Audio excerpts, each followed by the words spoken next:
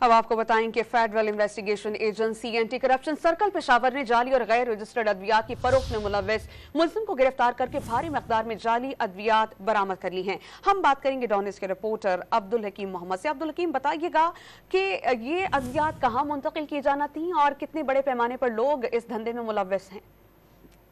ये जी बिल्कुल FIA की एंटी करप्शन सेल जो है उसने कार्रवाई की है। पेशावर में एक मुल्जिम को गिरफ्तार किया गया है और बड़ी मिकदार में जो गैर रजिस्टर्ड और जाली अद्वियात है मुख्तलिफ कंपनियों के नाम से बनाए गए थे, अद्वियात भी कब्जे में लिए गए हैं और शहर के मुख्तलिफ इलाकों में इन अद्वियात को भेजा जा रहा था, जबकि मुल्जिम से मजीद तफ्तीश भी जारी की जा रही है।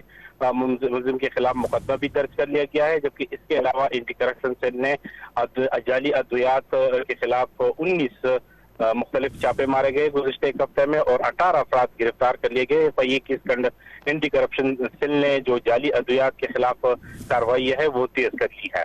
जी बहुत शुक्रिया अब्दुल हकीम मोहम्मद, आप हमें अपडेट कर रहे थे।